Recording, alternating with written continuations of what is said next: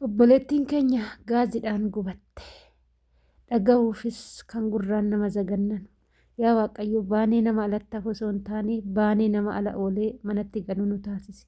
Adaraa yaa Waaqayyo akkatti ba'an malee akkatti galan hin beekan. Ijoolleen teenya baay'een ba'anii alatti kan hafan kumaatamatu jira. Yaa Waaqayyo isaan keessa ati nagaadhaan akka gara biyya keenya galu nu taasise jecha viidiyoo kana adaraa keessan laayik sheer gochuudhaan gara obboleewwan keessan kaawwanii biraan gaasiniin jedha. Sababa viidiyoo kanaatiif lubbuun ijoollee keenyaa baraarramuu danda'a waan ta'eef jechuudha. Egaa keessattuu ijoolleen amma haaraa biyyarraa dhuftaa viidiyoo kana sirriitti dhaggeeffadha. Maaloo ijoolleen keenya kun ibiddaan gaazitiin gubata, kun ibidda distiitiin gubata, kun immooyyuu bishaanitti bada, kun immooyyuu waanuma ijoolleen teenya waanumti isaan itti dhumachaa jiraniin beekamu. Baay'ee nama gaddisiisa. Keessattuu viidiyoon har'aa kun baay'ee na gaddisiisee jira. Akka kootti baay'een gaddeera dhugaa dubbachuu fi egaa dhugaa waan hagana nama gaddisiisu kana dhaga'uun baay'ee ulfaata jechuudha. Viidiyoo kana laayik sheer godhaa. Egaa obboleettii keenya gaaziin itti fanadda'ee gaaziin lubbuu ishee dabarsee jira.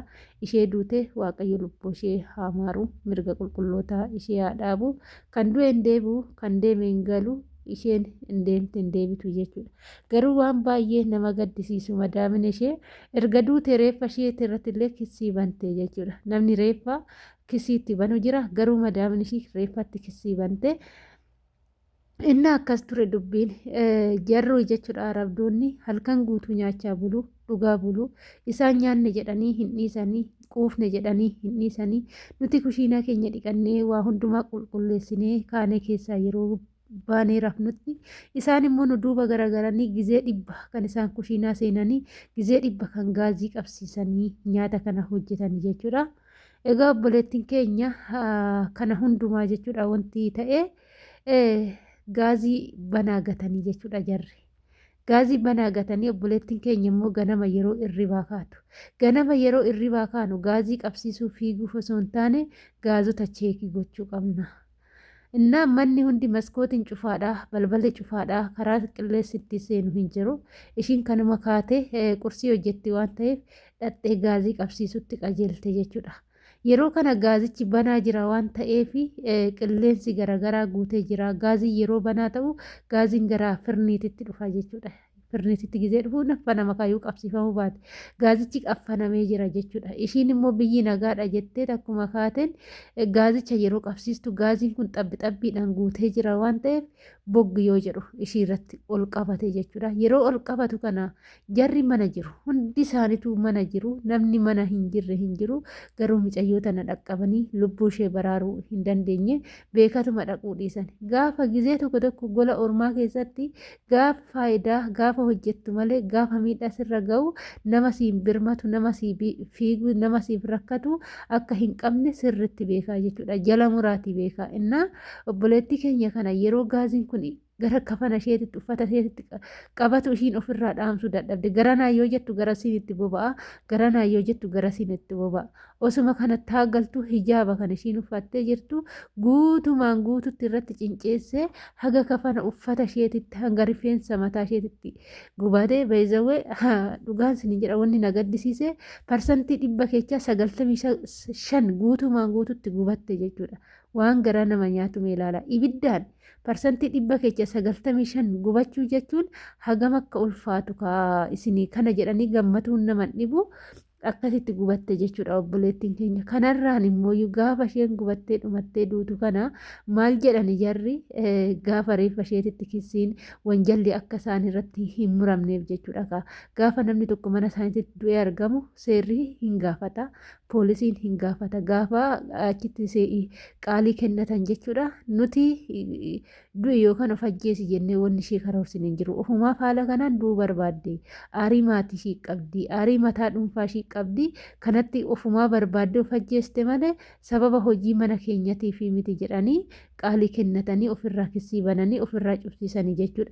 Innaa wanni isiniin jechuu barbaade nuti biyya ormaatitti gaafa fayyaa qabaannee humna qabaannee hojjechuu dandeenyedha malee gaafa rakkoon nurra ga'e gaafa miidhamni nurra ga'e nama nu gargaaru, nama nuuf dubbatu, nama nu cinaa jiru hin qabnu jechuudha. Innaa obboloota koo dhugaa isiniin jedha gizee gola ormaa keessa hojjennu dursatti hojiitti fiiguu amma ganama yeroo irribaa kaanillee qursiillee kan hojjennu yoo ta'e jalqaba irratti gaaziin kun gizee banaa ta'uu shittaan isaa baay'ee hin ba'a jechuudha. Yeroo tokko hin beektu gizee gaaziin shittaan isaa ba'u kana shittaan isaa maaliif ba'e jedhaati gaazii san cheek godhadhaa malee zimii hin jedhina isa tokko. Inni lammaffaan ijoollee baay'een gaazii kana ofii keessa ni qeyyaftu. Anamma bayzawee waaquma kiyyatu na eega malee gaazii yeroo dhumate ofii kiyyaafan qeyyiraa jechuudha. Ofii kiyyaafan itti qeyyira jechuudha. Innaa yeroo kana yeroo seeran itti galee sagalee hin qabu. Yeroon itti qeyyiru kana yeroon seeran itti galuu baatee akkasitti hafe maal godha sagalee dhageechisa jechuudha. Sagalee jedhu dhagahama. Sagalee sun gaafa dhagahame gaaziin kun hin qadaadamne seerani waan ittiin gallee fi odoon hizim jedhee akkasumatti baneemmoo natti buba'aa jechuudha. Deebi'een maalan godha cufee raawwadheen as takaakkalaa jechuudha. Hundaafuu waaqayyoon nu haa eegu. Eegumsuma waaqayyootiif har'a geenye malee osoo akka namaatiin har'a gahuu hin dandeenyu jechuudha. Egaa hordoftoota kiyyaa adaraa keessan gaafa gola ormaa keessatti hojjennu keessattuu gara gaazii kanaani sirriitti of eeggannoo godhachuu qabna. Sababiin isaa gaafa miidhamne gaafa waa taane gaafa kufne namni nuuf miidhamte jedhee nu yaadu hin jiru. Gaafa nuuf jetteetu akkana taate nuuf jettee ibiddaan gubatte nuuf jettee makaraa kana argite ijoollee kiyya kunuunsuuf jecha akkana taate jettee madaamin nuuf mararsiifattu hin jirtu. Haadha keenyaa miti kan bira jirru alagaa bira orma bira jechuudha. Biyaansi fayyaan keenya jechuudha. Fayyaan sullee galuu yoo dadhabne xiqqoomallee nu dhukkubsate lubbuun keenya maatii keenya bira gahuu qaba jechuudha.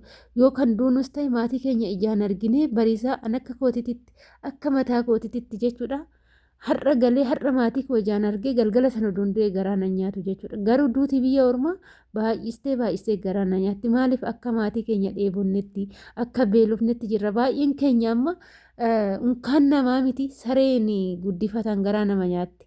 Inaantee bar ani saree tokko qabu beektaa maatiin keenya. Sareen kun maqaan isaa Machaalidha.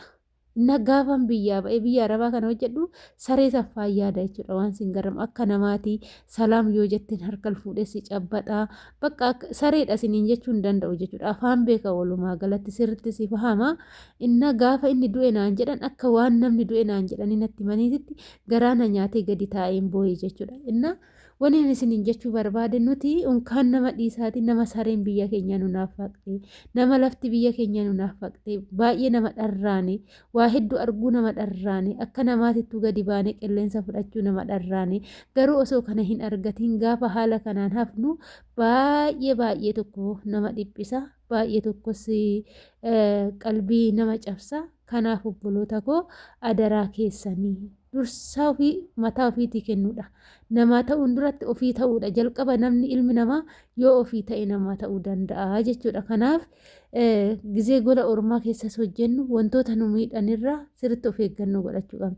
Gaafa miidhamne boo'uun homaa turkumii hin qabu jechuudha. Rabbuleettiin teenya tun duutee jirti. Okan reeffi ishii biyya gala okan firiijii keessatti shamaa jechuudha. Maaliif reeffi gaafa gara biyyaa galu xiyyaarri birrii guddaadhaan jechuudha kan reeffa gara Itoophiyaa galchuu.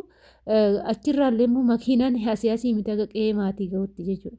Sababa kanaaf immoo namoonni tokko maallaqa kana dhabuurraa kan ka'e itti kan dhiisan jiraachuu danda'u. Gaafa san nuti illee asitti hafnee gaafa firiijii gandaa keessatti tortorreenne gadi baasanii nu gatu jechuudha. Viidiyoo wayitan arge yoo argitanii jiraattan jechuudha. Obboleewwan keenya firiijii keessatti shamanii achi suuraa kaasaniiti jechuudha kan feesbuuk irratti gadhiisanii dhugaas viidiyoo sallaalee qalbiin koo na badee baay'een boo'ee jechuudha. Haala kanaan firiijii gandaa keessatti kan shamnu kanaaf daraa keessan of eeggannoo godhadhaa siniin jechuun asumarraan affeerraa kooti. Egaa viidiyoo kiyya asumarraanaan goolabaa laayik sheer gochuudhaan nu jabeessaa siniin jechuun asumarraan affeerraa kooti. Turtii gaarii siniif haa ta'uu. Baay'ee.